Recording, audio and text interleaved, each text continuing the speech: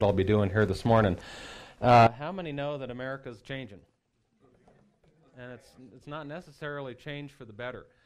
You know, one of the roles that the church has done very well at is speaking to the saving of the soul of the individual. But one of the roles that the church has not been called upon to really actively pursue in recent history is that of the saving of the soul of the nation. And so what the church has largely become individualized. A lot of what you hear in church is geared towards the individual, but you don't hear much in church that's geared toward the saving of the soul of the nation. Today I want to talk about taking on tyrants. Because at various times in human history, it's been the church's responsibility to stand up in the face of tyranny. And if the church don't do it, who will? Nobody will do it. And so we've enjoyed the blessings of God here in America, and we can go to the mall, and we can shop, and we can enjoy the internet, and pretty much we relatively enjoy peace. But when tyranny starts to reveal its face, and when it starts to step onto the scene, sometimes the church has to get mean. And we're going to take our cue this morning from a sheep herder that got mean. And he eventually became king in Israel. I want to read a lot of 1 Samuel 17, and then I'll go through and tell you the 7 things that I saw in here. This is probably a Bible story that you heard growing up as a kid if you went to Sunday school. But it's the story of David and Goliath. Beginning in verse 4, it says, "There went out a champion out of the camp of the Philistines named Goliath of Gath, whose height was 6 cubits and a span." Now, if we were going to put that in modern English, that's a dude around 10 feet tall. That's no small guy. Now, I can reach 8 feet. So he's probably as high as the ceiling, in height at least. Then it goes on and describes his armor. It says that he had a helmet of brass upon his head. He was armed with a coat of mail, and the weight of the coat was 5,000 shekels of brass. He had greaves of brass upon his legs, and a target of brass upon his shoulders. And the staff of his spear was like a weaver's beam, and the spear's head weighed 600 shekels of iron, and one bearing a shield went before him. Can you imagine being the poor guy that just had to carry the shield around? One of the things that you see about the description of Goliath's armor, you see a lot of brass and iron mentioned in there. Can you imagine not just his height, but then also his physical strength that he had to have on his frame to carry all that weight around? So he had to carry around all of that weight, plus he had to have reserve strength left over to fight. This guy was not anything to be messed around with. In verse 8 it says that he stood and cried unto the armies of Israel and said unto them, "Why are you come out to set your battle in array? Am I not a Philistine, and you servants of Saul? Choose you a man for you, and let him come down to me. And if he's able to fight with me and kill me, then we will be your servants. But if I prevail against him and kill him, then shall you be our servants and serve us." And the Philistine said, "I defy the armies of Israel this day. Give me a man that we may fight together." And when Saul and all Israel heard these words of the Philistine, they were dismayed and greatly afraid. Now, meanwhile, back at the ranch, there's David. In verse 12, and he was literally back at the ranch. It says that David was the son of the Ephrathite of Bethlehem, Judah, whose name was Jesse. He had 8 sons, and the man went among men as for an old man in the days of Saul, and the 3 eldest sons of Jesse went and followed Saul to the battle. The names of these 3 sons that went to the battle were Eliab the firstborn, the next unto him Abinadab, and the third Shammah. David was the youngest, and the 3 eldest followed Saul. But David went and returned from Saul to feed his father's sheep at Bethlehem. But the Philistine drew near morning and evening and presented himself for 40 days. Jesse said to David his son, "Take now to thy brethren an ephah of this parched corn and these 10 loaves, and run to the camp to thy brethren, and carry these 10 cheeses to the captain of their 1,000, and look how thy brethren fare, and take their pledge." So David was running a supply line to his brothers. He was taking them supplies. And it says in verse 19 that Saul and they and all the men of Israel were in the valley of Elah fighting with the Philistines. So David rose up early in the morning and left the sheep with the keeper, and took and went as Jesse had commanded him. And he came to the trench as the host was going forth to the fight, and shouted for the battle. For Israel and the Philistines had put the battle in array, army against army. So David left his carriage in the hand of the keeper of the carriage, and ran to the army, and came and saluted his brethren. And as he talked with them, behold, there came up the champion, the Philistine of Gath, Goliath by name, out of the armies of the Philistines, and spoke according to the same words. But there's a key difference now. And it's found in the last part of that verse. It says, David heard him. See, everybody else had heard this guy, but now David heard him. Verse 24, and all the men of Israel, when they saw the man, fled from before him and were sore afraid. The men of Israel said, Have you seen this man that is come up? Surely to defy Israel is he come up, and it shall be that when the man who kills him, the king will enrich him with great riches, and will give him his daughter, and make his father's house free in Israel. And that was free of taxation, by the way. David spoke to the men that stood by him, saying, What shall be done to the man that kills this Philistine and takes away the reproach from Israel? For who is this uncircumcised Philistine that he should defy the armies of the living God? Now, if I was going to put that in modern language, you would not want to buy the CD. Because he essentially said, who does this SOB think that he is to defy the God of Israel? That's essentially what he was saying. Aren't you glad I used the acronym this morning? The people answered him after this manner, saying, So shall it be done to the man that kills him. What they reiterated to David, David, you're going to get riches, and the king's daughter and your father's house will be free. And so, David's inquiring, what's going to be the benefit to take this guy on? Now, Eliab, in verse 28, his eldest brother, heard when he spoke unto the man. And Eliab's anger was kindled against David, and he said, Why have you come down hither, and with whom hast thou left those few sheep in the wilderness? I know thy pride and the naughtiness of thine heart, you little brat. That's what he said. I mean, that's brother talk. I'd have shot my brother with a BB gun had he done that. And that happened, by the way, in our younger days. But you can see the brothers here. He says, You little snot, you little brat, you're filled with pride. What are you doing here? You've just come down to witness all of this. And David said in verse 29, he says, What have I now done? Is there not a cause? David turned from speaking to his brother towards another, and spoke after the same manner, and the people answered him again after the former manner. And when the words were heard which David spoke, they rehearsed them before Saul, and Saul sent for him. Well, David said to Saul, Let no man's heart fail because of him. Thy servant will go and fight with this Philistine. And Saul said to David, Thou art not able to go against this Philistine to fight with him, for thou art but a youth, and he is a man of war from his youth. David said to Saul, Thy servant kept his father's sheep, and there came out a lion and a bear, and took a lamb out of the flock. And I went after him, and smote him, and delivered it out of his mouth. And when he arose against me, I caught him by his beard, and smote him, and slew him. Now I take my little crack Russell Terrier out every night about 2 a.m. to go to the bathroom. And I can't imagine if a mountain lion came out of the rocks around our house, responding in this manner. Grabbing a cat by the beard and beating the thing to death? I'd let Winston take care of that. He says, Look, I took on a lion and a bear. In verse 36, and he says, This uncircumcised Philistine shall be as one of them, seeing that he has defied the armies of the living God. David said, Moreover, the Lord that delivered me out of the paw of the lion and out of the paw of the bear, he will deliver me out of the hand of this Philistine. And Saul said unto David, Go, the Lord be with thee. So here's what Saul does in verse 38. It says that Saul armed David with his armor. And he put a helmet of brass upon his head, and he armed him with a great coat of mail. David girded his sword upon his armor, and he essayed or attempted to go, for he had not yet proved it. David said unto Saul, I cannot go with these. I have not proven them. And David put them off him. And he took his staff in his hand, and chose him 5 smooth stones out of the brook, and put them in a shepherd's bag which he had, even in a scrip, and his sling was in his hand, and he drew near to the Philistine. The Philistine came on and drew near to David, and the man that bare the shield went before him.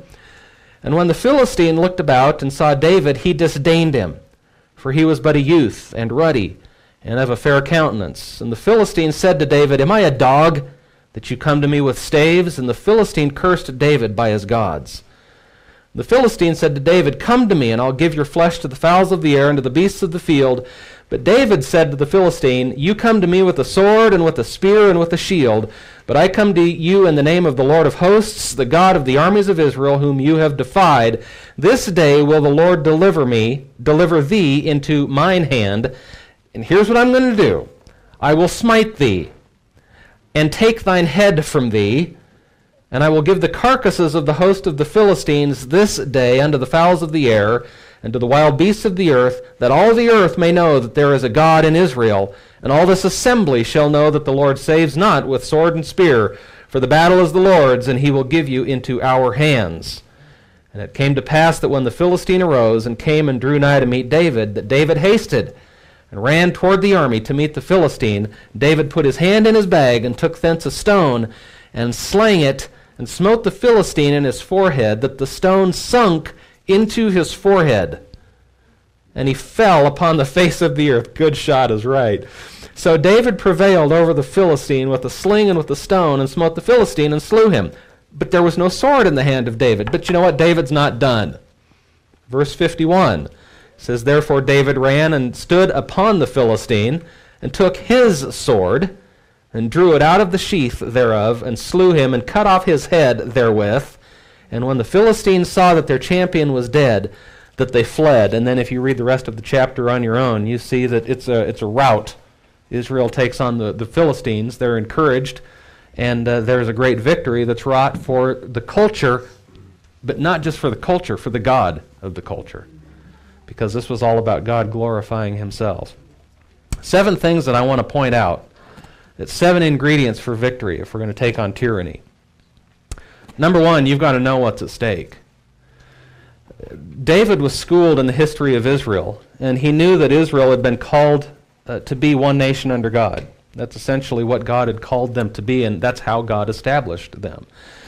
They were separate from the global system as such. They weren't to look anything like the global system.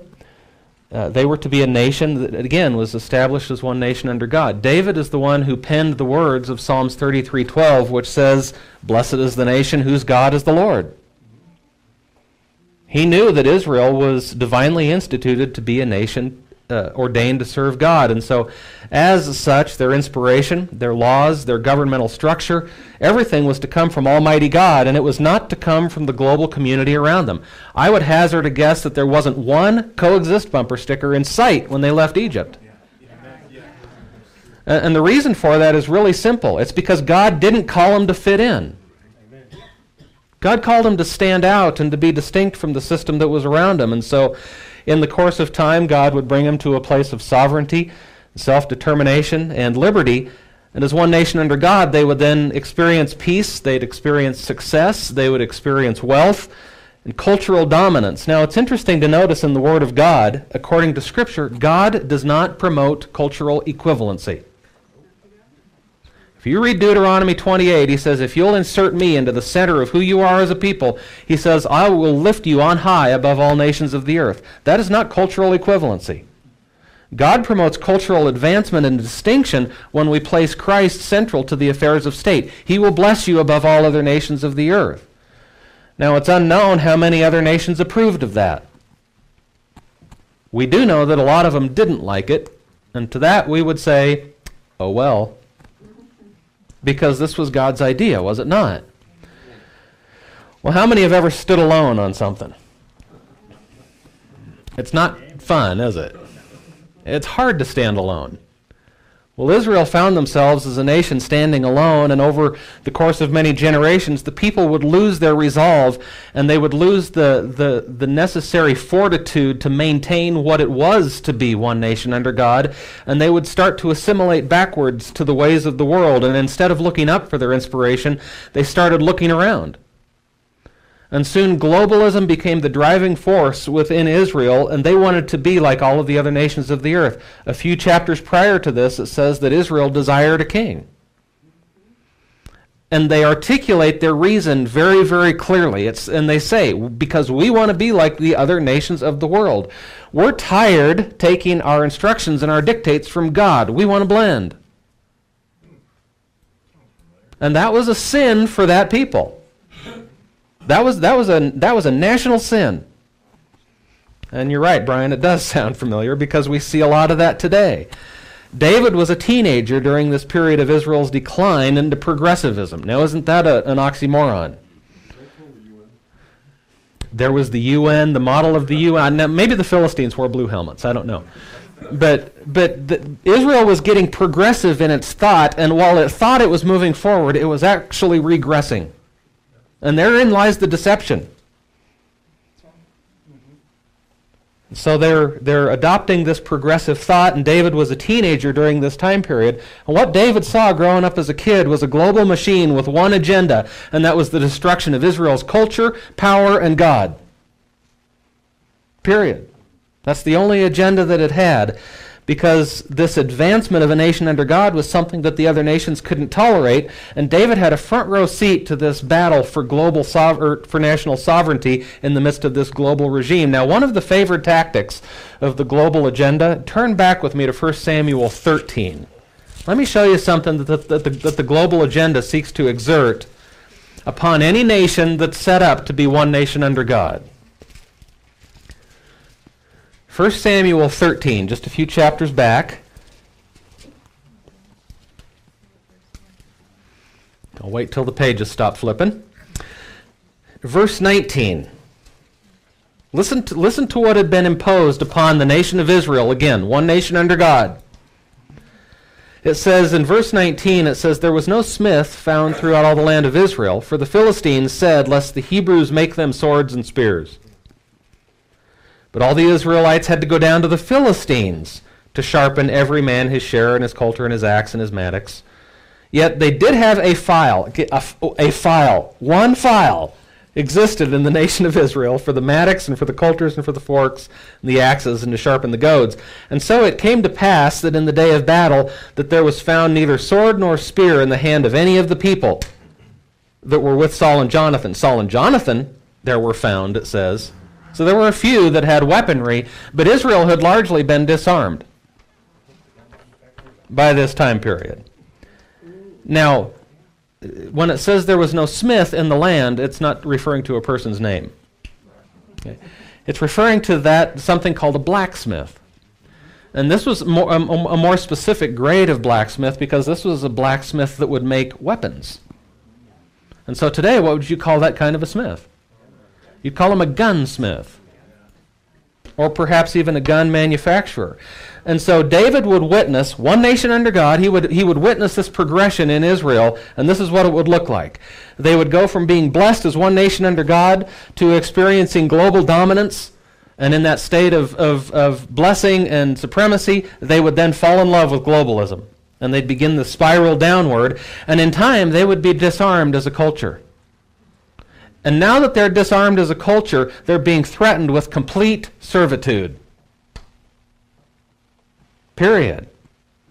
We know that when you get to that point, it's a real slippery slope downward, and as a culture, you're just inches away from the number one cause of unnatural death in human history. How many know what the number one cause of unnatural death in human history is? It's this thing called democide, and it's called death by government. It's estimated that in human history, about 290 million people have lost their heads at the hands of a government, and it's mostly government against unarmed subjects. And the pattern was in existence then, and the pattern is in existence today. It has not changed. Period. It has not changed. So here we are. Goliath now approaches. And he says, let's fight. I mean, he throws all the cards on the table. He's all in. And David knew what was at stake for the nation. This was tyranny's final assault, and this moment in time is going to bring Israel back to a state of liberty, or it's going to make them all slaves. There's no middle ground here. And so as David witnessed the threats of Goliath, I wonder if his thoughts sounded anything like this. Is life so dear, or peace so sweet, as to be purchased at the price of chains and slavery? Forbid it, Almighty God. I know not what course others may take, but as for me, give me liberty or give me death. Amen. Now, of course, we know those weren't David's words. Those were Patrick Henry's words in the battle for independence in the 1700s within America. But I am sure that anybody who has ever stood for God and country has thought something like this. Because, frankly, there are some things worse than dying. One of them is living under the hand of tyranny. And I believe that David knew what was at stake for his nation. Now, it's interesting that David didn't view this situation with dismay. He looked at this thing with glee. Because to him, this is a perfect opportunity. Man, it stinks to be Goliath. This was a perfect opportunity. This was their one chance to regain their sovereignty and their self-determination and their liberty. How many have ever seen the movie Braveheart? I've seen it like a gazillion times, okay? William Wallace, he's the key historical figure in the movie Braveheart, and he's played by Mel Gibson in the movie. But do you remember there's one spot in the movie where there's 2,000 poorly trained Scottish peasants, and they're standing there staring down 10,000 of the best trained army in the world at that time. And William Wallace rides onto the scene, and he gives a rousing speech, and he ends this speech with these words. He says, "Will you fight?" And one of his fellow Scotsmen, one of the citizens, one of the peasants, replies back, and he says, 2,000 against 10? No, we will run, and we will live. But William Wallace replies, he says, "Aye, fight and you may die. Run and you will live. At least a while. And dying in your bed many years from now, would you be willing to trade all the days from this one to that one for one chance, just one chance, to come back here as young men and tell our enemies that they may take our lives, but they will never take our freedom?" Just one chance. See, I think David knew that the opportunity of a lifetime had to be seized during the lifetime of the opportunity. Windows of opportunities close. David knew that this was a perfect opportunity. Tyranny had picked the fight. All Israel had to do was finish it. And I've said this many times before. We didn't have to declare war on the British. We declared liberty. They declared war on us. And when you start declaring liberty, the fight will find you. All you have to do is be prepared to finish it. And so David had an awareness of what was at stake. That's point number one. And this created in him then, point number two, a disposition perfect for the battle. David had what I would call a predisposition of liberty. I want to talk about that. This point number two. You've got to have a predisposition of liberty. Consider David's words back in 1 Samuel 17. And let's see here, verse 29. David says these words. He says, "Is there not a cause?" You know what David was essentially saying to everybody out there that was hiding behind a rock? That was running for their lives and that was scared? He essentially was saying, guys, isn't there something here that exists that is bigger than you? Why are you worried about your hide when the nation's going down the tubes? There is a cause here that is larger than your individual comfort. See, David's cause was to reinsert God back onto center stage within the culture, and it resulted in this fierce determination to see God prevail in battle in Israel at that time. David just chafed at the thought of this Occupy thug standing out there on the battlefield. I mean, he just chafed at the thought of Israel being put in a position of slavery. And so this was not a case of false bravado and posturing. David was incensed enough to put his life on the line. I mean, he was saying, "Follow me." He wasn't saying, "You go out and fight." He was saying, "Follow me. I'll get out and put everything on the line because this situation is not right.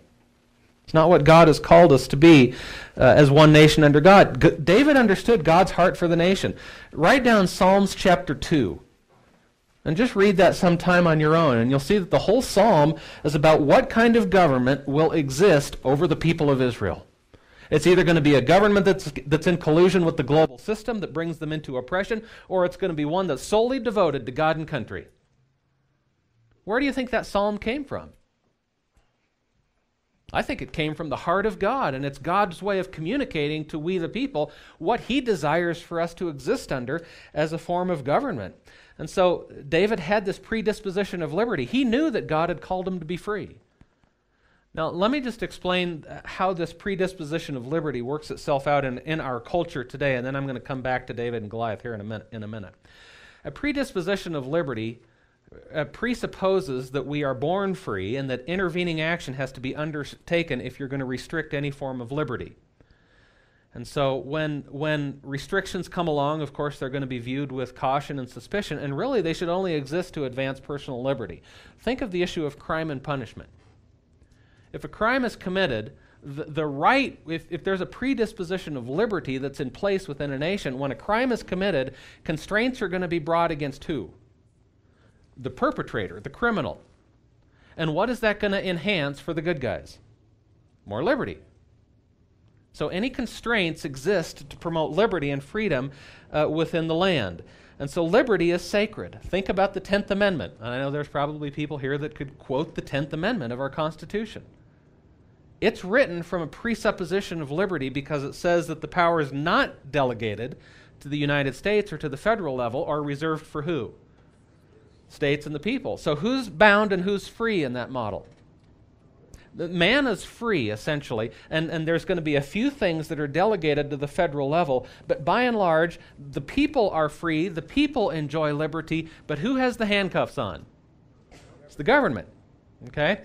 Now, let's invert that for just a minute. In contrast to a predisposition of liberty, you're going to have a predisposition of bondage, which says you are born restricted, you live restricted, and then intervening action must be undertaken to grant you a liberty. You have to get permission. Now, probably the easiest way that I could describe this would be to describe how I grew up versus how somebody in a communist country, say New York, how they might have grown up, okay? Yeah, I grew up living out near Red Rocks. It was where my parents lived when I was a kid. And we would go out and run those fields with our BB guns, sometimes other kinds of guns, and we were just free. And we were responsible most of the time, but nonetheless, we were free. No license, no permission, we didn't have to ask. It's just something that we did because we were existing under this predisposition of liberty. Okay? Now, somebody from New York probably grew up vastly different, and if they saw us doing that, the first question that would come to their mind is this: well, do you have permission to do that? Did somebody enable you to do that? Well, no, nobody had to enable me to do that because I'm free. I didn't have to get permission to do that. Intervening action has to be undertaken to restrict me, but nothing special has to happen to enable me to exercise that right and that liberty. Okay, now that's how it plays itself out in a culture.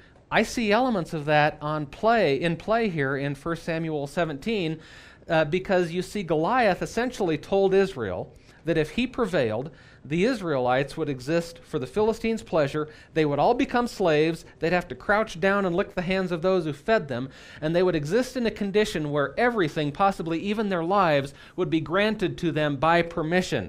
For David, this was intolerable. Because free men under God don't beg anybody for their unalienable rights. Now, the point that I want to make is this, is that without that predisposition of liberty, there is no fight. There's just servitude. If you don't believe you are free, there's no fight. The only thing that's left for you to do is to try to affect the conditions of your slavery because you are going into slavery. And if you don't have a predisposition of liberty, well, you're going to acquiesce to every demand that comes down the pipe, and the entire system at some point is going to devolve into slavery. Let me make a comment today about our political system today. Both Democrats and Republicans are moving towards this predisposition of bondage and not liberty. They're both taking us down into a state of servitude, just at varying speeds. And what you end up with is we, the people, as serfs, and then the ruling elite, and we have to accept everything that comes down the pipe. The bottom line is that the predisposition of liberty, that's the gas in the engine of revolution. David had this thing. He's like, no way, God's called us to be free. It was an essential ingredient for the war of liberty, and David had it, and I think the church needs to start asking the question, do we have it? Is that our mindset? So you've got to know what's at stake for the nation. You've got to have a predisposition of liberty. Number 3, you've got to learn to silence the critics. Silence the critics. Now, who are the critics? Well, let's break them down into 3 categories. First of all is verse 28. It says that Eliab, his oldest brother, when he spoke unto the men, when Eliab's anger hurt him, he was kindled against David and said, why have you come here? Critic number 1 is the fearful. Okay, where was Eliab? He was behind a rock. Where was David? He's in front of the rock. Okay? Where's the criticism coming from? From behind the rock. Okay? It's the fearful. Okay? Notice how close this can be to home. You could pencil in the word family right here at this point, because this was coming from David's own family. Because to the fearful, you're a threat to their comfort. If you're out in front of the rock, that means I might have to get out in front of the rock, and I don't want to get out from behind the rock. I like behind the rock. So I'm going to criticize you, okay? Sometimes people hate being honest with their own fears, and they'd rather attack you. Now, if you're David, don't expect for everyone to understand the nature of your defiance. Brian can take you through a course on the difference between sheep and sheepdogs. Okay, a lot of sheep out there, very few sheepdogs, but their natures are totally different. When it comes to fighting tyranny, the church has to start turning into a sheepdog and quit being sheep. Okay, so that's number one. You got to silence the critics. One is the fearful. But here's another one. This is all one that we probably have grown to love. And that would be spineless, gutless leaders. Okay? Verse 38. Let's look at an example of a spineless, gutless leader. It says that Saul armed David with his armor, and he put on him a helmet of brass upon his head. Also, he armed him with a coat of mail. Okay, where was Saul? Behind the rock. That's right. Where was David? In front of the rock. Okay. Now, you all in this church, I know, you've heard of the acronym RHINO. Stands for what? For a minute, I want to talk about the INOs. That stands for Israelites in name only. Okay? It's IINO. And it's, you can't tell them anything, and that's why it's pronounced I know. I-K-N-O-W. Because these INOs, you see, they're the elite. They're the ruling establishment. They're the ruling class. And you see, at first these INOs appear to be followers of God and champions of liberty, but they want you to do things their way and serve them over God and country, serve their interests. They're far too in love with their power, and they always want the revolutionaries to fit within their mold and prop up their image. And you know what? That makes them part of the problem. The INOs. Now, how many have ever heard this from a rhino? I know. Okay, we'll support you. Just put on our armor. Make it look like you're on the plantation. Make it look like the establishment is the reason for your success. You've got to, if you're going to get out there and fight, you've got to look like us. Because we're the organization. You've got to fit within the framework and the constraints that we establish. And remember, if you're going to get anything done, you have to compromise. Okay, you are now free to hurl about the country. I know as much as you want to, you just can't kill these people. Okay? But they exist. The INOs exist. How many times have we seen in America a much-needed spiritual revolution and a much-needed political revolution that is co-opted by an establishment that says, here, wear our armor and make sure that you look just like us. And the thing dies at that moment in time. Well, rest assured, when INOs, when you win, they are going to appear to be happy for a while, but after time, they're going to get jealous and they're going to want to kill you. And grassroots revolutions are a threat to their power, and before long you're going to be wearing the label of domestic terrorist, and you're going to be attacked by a system that should be serving you, but they're mad because you're not serving it. Now, if you don't think that that's not true, this happened in 1 Samuel 18. You can write this down and read it at your own pleasure here this week. But it tells the story of this country music group that was in Israel, and they're called the Israelite Chicks. And they started singing songs. They did. They started singing songs about David. The lyrics go like this. It says, Saul has killed his thousands, and David has killed his 10,000s. You can read about this song. I mean, it made the charts in Jerusalem, and it was aired every day on KJEW, and I mean, it was a smash hit. Well, who got mad? The INOs. Because there was an uprising that was taking place in the people.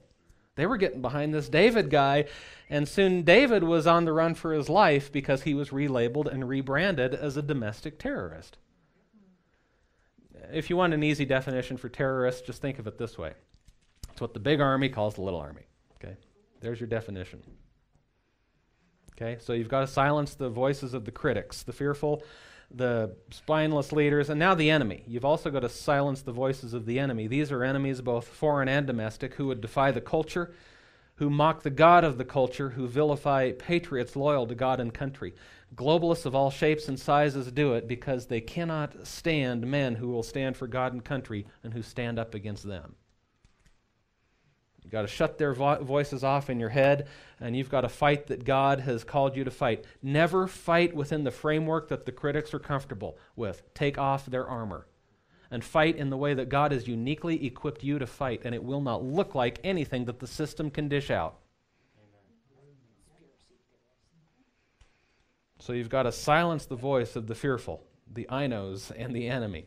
Once you've done that, now here's point number 4. You've got to reframe the fight. You've got to reframe the fight. David reframed this entire scenario from the perspective of God's authority over the culture. First, he reframed the conversation. Listen to the contrast between verse 10 and verse 26. In verse 10, Goliath says, "I defy the armies of Israel this day." In verse 26, David says, "Who is this uncircumcised Philistine that he should defy the armies of the living God?"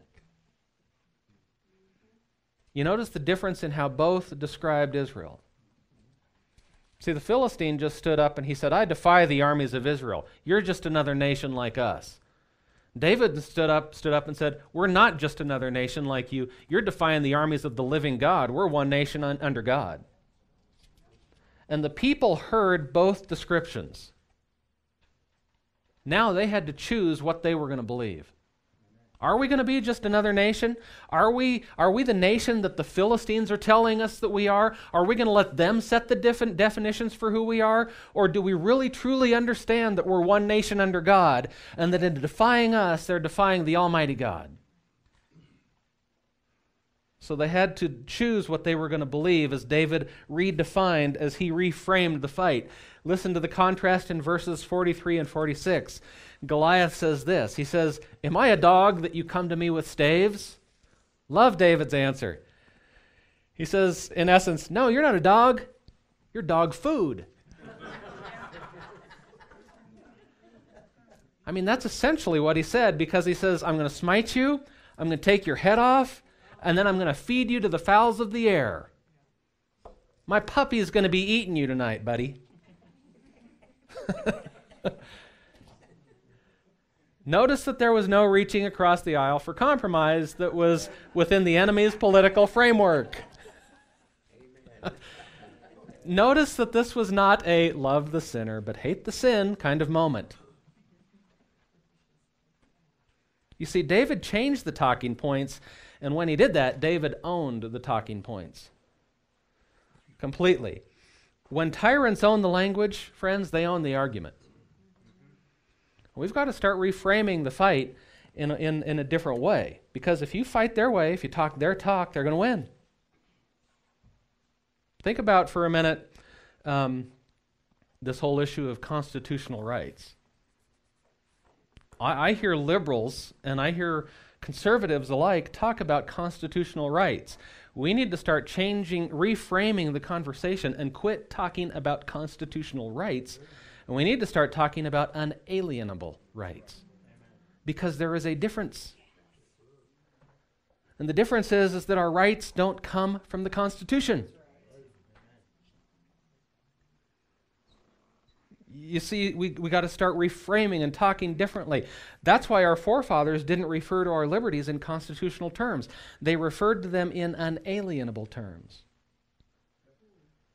The reason for that is because rights are not something that the government can give, and they're not something that the government can take away. Did you know that when the government rules against your God-given unalienable rights, you have not lost those rights? When the government ruled against freedom of speech in the book of Acts, and they told the disciples, "You can't preach this stuff. You've got to zip your lip and quit talking about this Jesus guy." They essentially said, your freedom of speech is out the door. Did they lose their rights? No, they said, whatever. By the way, don't say that to your wife when she's mad at you. Okay? Doesn't work. No. They just said, whatever. Did they lose their rights?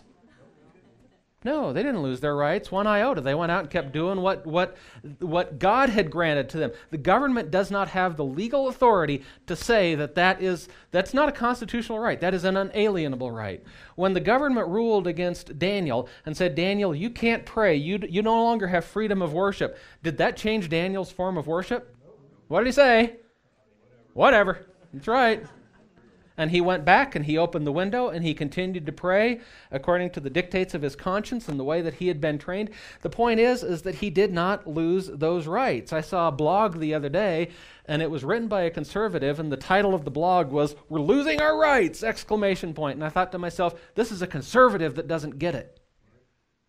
We are not losing our rights. What we're losing is liberty. Brian's choice of words this morning were spot on because he said what we're losing is freedom.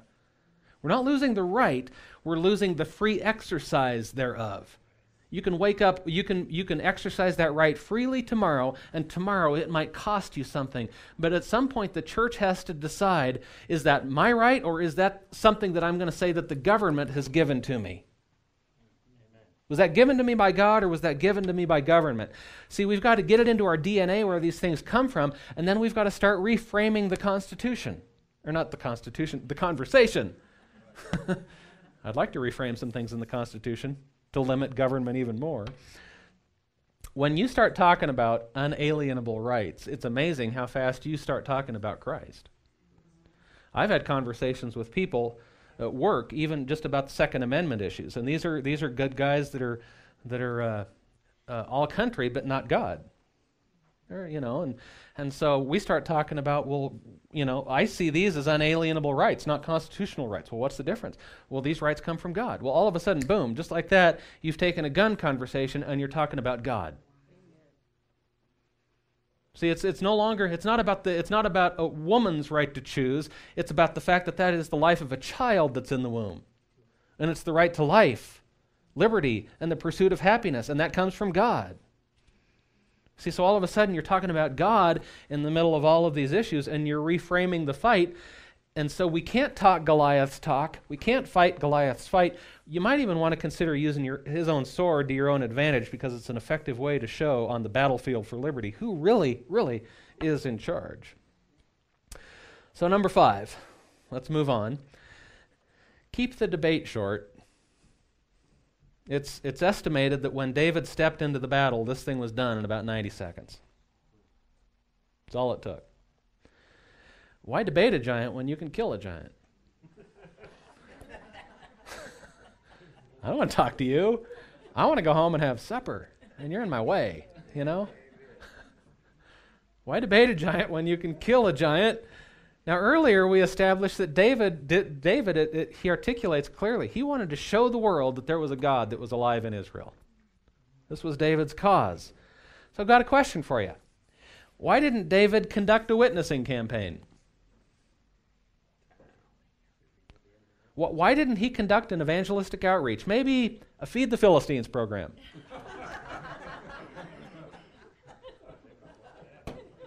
I know, let's start a seeker-sensitive church service to help the Philistines like us better. And we'll give them espresso. We'll show them our Philistine tattoos and show them that we're really cool, He didn't do those kinds of things, did he? Why didn't he launch an apology tour to better understand why the Philistines hated them? Why didn't he remind everybody that this was a love the sinner but hate the sin moment? He didn't do any of that, did he? I'll tell you why. Because this moment in time called for more than stupid cliches. The very survival of a nation was at stake here, and this was a moment to stand up against evil and defend the nation. Ecclesiastes 3 says, there's a time to heal and a time to kill. A time to heal and a time to kill. There's a time, friend, for the church to plead for souls, but then there's going to be a time as well for the church to take up the sword and say, your chance is done. Now, a concept that I think is really foreign to a lot of Christians today is this, that you do not have to try to save everybody. Because some people will not be saved. Now, I know it's in the heart of Christ and it's in the heart of the church to reach the lost. But there's coming a point when we're going to have to shift into another gear, because the work of the church is not limited just to the individual saving of the individual soul. It also includes the saving of the soul of the nation, and sometimes that work can get bloody. And when the survival of a nation is at stake, you don't go onto the battlefield to win the lost. You go onto the battlefield to take their head off. It's that simple.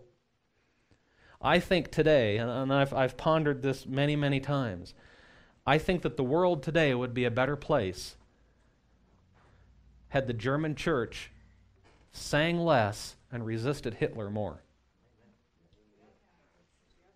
And too many churches are praying when they should take up the sword. We're not good sometimes at a time change.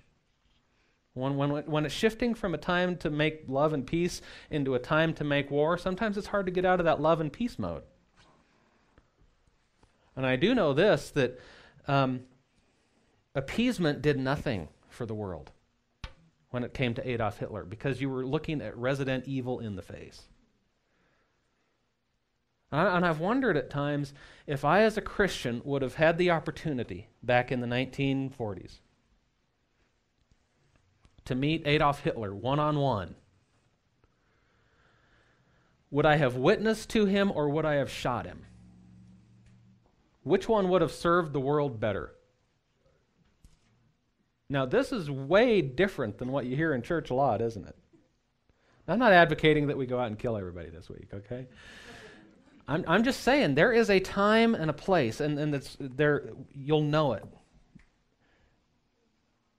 Where you've got to say, I'm taking your head off, and I'm going to feed you to Fido tonight. Well, Christians are supposed to be nice.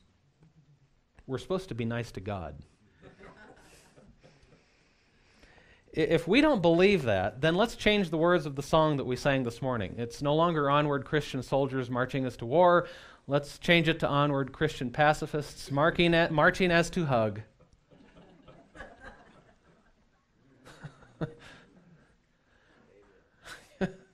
Is this too much for everybody? Steve will be back next week. He can put all of this back together again. I'm just saying that for too long, we have tried to make things too nice for the enemies of our nation that are hell-bent on the destruction of our culture and of our God. And we don't have to put up with that. Frankly, we don't have to put up with it. So here's another interesting question then associated with that. Was David acting in the flesh or was he acting in the spirit? Okay, I'm hearing spirit. Let's see what the Word says about it. Turn back one chapter to 1 Samuel 16. Not going to give you my opinion. Let's see what the Word says. Now, his brother thought he was acting with pride and in the flesh, right? I know the pride of your heart, you little snot. Okay, 1 Samuel 16, verse 13, it says that Samuel took the horn of oil and anointed David in the midst of his brethren, and the Spirit of the Lord came upon David for how long? From that day forward. David was operating in the divine inspiration of the Holy Ghost. I'll tell you what, you want to talk about being Holy Ghost led? It was the Holy Spirit that was standing there saying, I'm going to take your head off. That was coming straight, that was a pipeline straight from the throne of God. I like that. Now, notice that the anointing for the defense of a nation did not make David sing with an angelic look on his face. It equipped a man for battle. Singing would come later. As a matter of fact, if you read the Psalms, a lot of those are songs. I'm sure that there were moments when David would feel the presence of God and he'd break out in an anointed song and there'd be an angelic look on his face. But at this moment in time, God was creating a man that was fit for battle. This was not a time to sing. This was a time to fight. Remember this. In the book of Acts, Jesus didn't tell us to do witnessing. Jesus told us to be witnesses. Now, the two kind of sound similar, don't they? When Jesus said, I want you to be my witnesses in Judea, Jerusalem, Judea, Samaria, and the uttermost part of the earth. I want you to be witnesses. Notice that he didn't say, I want you to do witnessing. He says, I want you to be witnesses. Am I popping here, Corey? Is that me? Okay, I'll plug in. There we go. He told us to be witnesses. Do you know what that means? That just means following his lead in all seasons. And when it's a season for war, prepare your sword. You're out there being a witness. You might not do much witnessing in that moment of time, but you're being a witness of what God is doing at that time. When he says, put the sword down, put the sword down. When the government says, take the sword, don't give them the sword. Keep the sword. Okay, that's another message for another time. But just remember this. Keep the debate short because it'll help you reframe the fight, silence the critics. And for you country music lovers, just remember the song of Toby Keith. Little less talk, a lot more action. Okay? Not in the context that he sang it, by the way. Okay, point number 6. You got to see their weakness. See their weakness. 2 words. Aim there. Okay? See their weakness and aim there. Okay? If you can find one chink in the armor, you don't need to find 2. Just exploit the obvious area of weakness and don't expect them to like it. And when you get an extreme reaction out of them, don't back off. Double down because you just found the spot that you need to be pushing. When the enemies of our God and of our culture really start squirming at the tactics that you're deploying, don't back off. Smile with glee and say, I found the soft spot. And go in even harder, double down. Now, let me show you something about how the Holy Spirit helps us and how the Holy Spirit leads us. And I found this to be kind of interesting and inspirational. Being led by the Spirit, how many believe that we've got to be led by the Spirit of God? Period. Okay, we've got to know the mind of God in any given situation. But did you know that being led by the Spirit of God does not mean that you live in a state of anxious indecision, hoping that you don't get in the flesh or miss God? And then finally, after much prayer, you can timidly make a decision. Now, I'm not knocking prayer, one iota. As a matter of fact, you see in Joel chapter 2 that God is going to call for a time of prayer, fasting, and repentance before we take up the sword against the invading army. And so there is a time and a season for prayer, but I believe that as Christians, we should be praying now before the fact. Because when that moment in time comes, David couldn't stop that situation and call the nation to prayer. The praying had to be done up to that point. The being led of the Spirit had to be done up to that point so that when he was facing the giant, he just responded automatically. There's something else that should be happening now along with prayer as we're praying now, and that is this, is that we should be preparing for the battle. That is being Spirit-led. Well, think about what David had done from the time that he was a youth. Because there was no sword in Israel, because there was no smith in Israel, David did have a slingshot. Okay? And probably from the time that he was a little guy growing up, he was out throwing rocks at soda cans. You know, he's out there as a little guy and he's got his slingshot and he's throwing rocks. And, you know, you're tending to the sheep and the bear isn't dealing with you at this point and the lion's not dealing with you at this point. And there's not a lot to do out there. So you get out your sling and you throw rocks at soda cans. And every throw of every rock, probably from the time that that kid was 2 years old, was David being led by the Spirit of God. Because it was practice for the day of battle, and he didn't even know it at that time. There weren't probably any goosebumps. There was probably no trance-like state. There was probably no extra natural out-of-body experience, and it did not break out into a church service. But it was David being led by the Spirit of God, and so one day Goliath shows up, and most see a tyrant, but David sees this giant Pepsi can. It's like, wow. Pepsi Max, right there. Because he'd been practicing. And he'd been doing that for years and years and years. And immediately he looks at this giant Pepsi can and he just knew that it needed to be decaffeinated.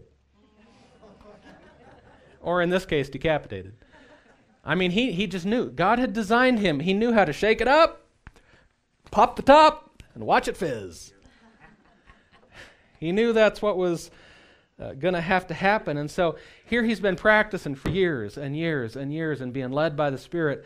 And it says that he reached into his pouch and he pulled out a rock. And it says that he hit that guy so hard that it sunk into his forehead. I did some research on this. Am I going in and out, Corey? See if we're on here. Okay, we're on.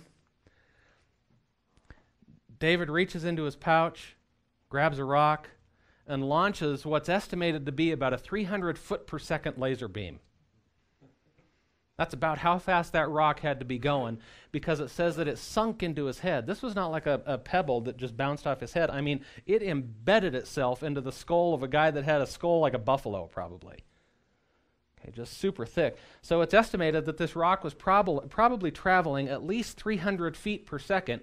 If it was a larger rock, if it was a smaller rock, it would have had to have been traveling faster than that. And anything above 600 feet some per second, you're probably going to break the sound barrier. Is it around 700 or so?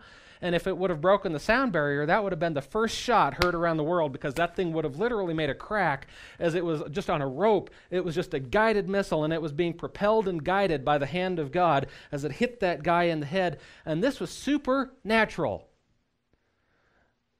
But let me say this. Don't expect God to be super if you're not willing to be natural. You've got to do your part. God didn't throw that rock for David. For years, he'd practiced and practiced and practiced. Steve has said this before, God will operate, but we must cooperate. We've got to do our part. So don't be dismayed by the tyrant's lack of vulnerability, because everybody else saw something they couldn't defeat. David just saw something that he couldn't miss. And everybody else saw the helmet and the sword and the shield and his height and his weight and his abilities and his training and his upbringing. It's estimated that when you read about the coat of mail and everything that he had on him, it's estimated that there were 7,776 square inches of armor on Goliath's body. You know what David saw? 1 square inch of weakness. He saw the weakness. He didn't talk himself out of the fight because of the amount of armor. He just saw the weakness, and what were those 2 words? Aim there. One more word. Throw. Okay, number 7. Then we'll wrap up. If you're going to take on the tyrants, you've got to have the mindset where you're going to take no prisoners. Take no prisoners. When I was a kid growing up, one of the slogans of one of the military groups was kill them all and let God sort them out. Now that might sound brutal, but at this moment in time, I mean, David had shifted over into that mindset. Look at verse 40. We'll wrap it up here shortly. I want to show you something about David's plan. In verse 40, it says that he took his staff in his hand and chose him 5 smooth stones out of the brook and put them in his shepherd's bag, which he had. 5 smooth stones. What does that tell us about David's plan? Well, there are some who say that David was stocking up in case he missed. I think another portion of Scripture sheds some light on why he chose 5 smooth stones. Turn with me to 2 Samuel 21. There's one book over.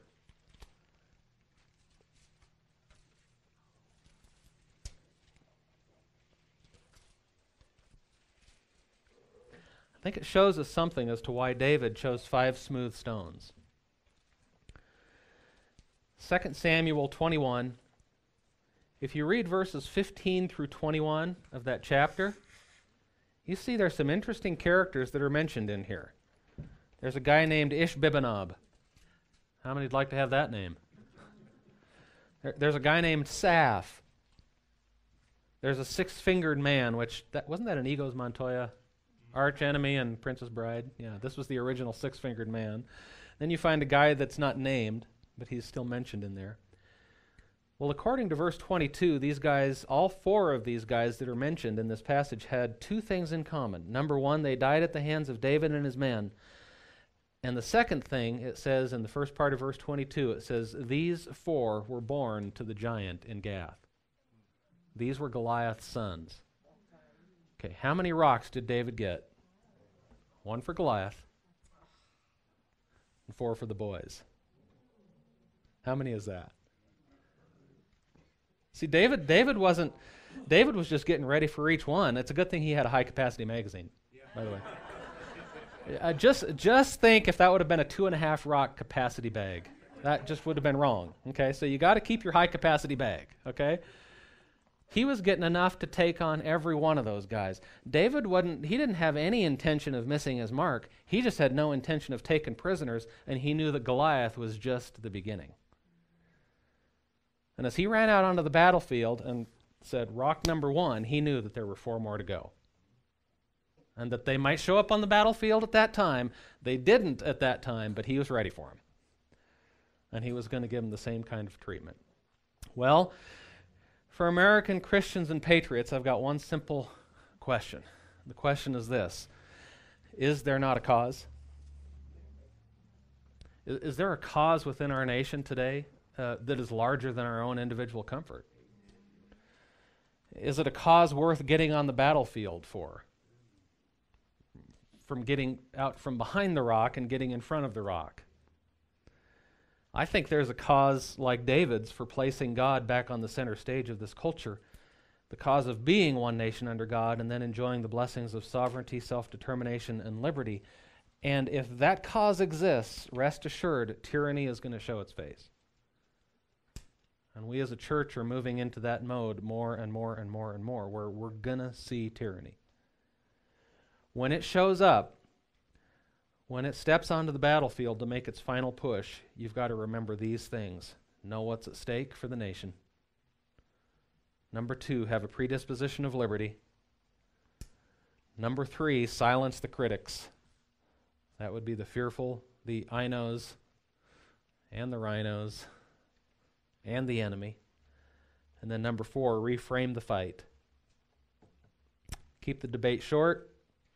See their weakness, and the 2 words associated with that, aim there. Yeah. And finally, take no prisoners. Ready? Okay, Sarah, come forward. Let's all stand. Let's go forward for God. How's that? Jeff's favorite song.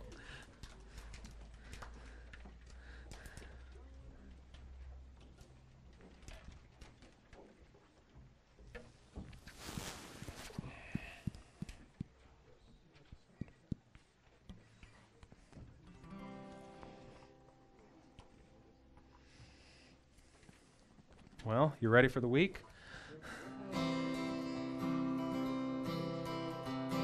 Let's go forward for God and fight like soldiers strong. Don't give in to fear and sin. God is mighty and He's bound to win. Satan has an evil horde to fight against the Lord. So put on your armor and take up your sword. We're going in the name of the Lord. Let's go forward for God and fight like soldiers strong. Don't give in to fear and sin. God is mighty and He's bound to win. Satan has an evil horde to fight against the Lord. So put on your armor and take up your sword. We're going in the name of the Lord. So put on your armor and take up your sword. We're going in the name of the Lord. Jeff dismisses in prayer.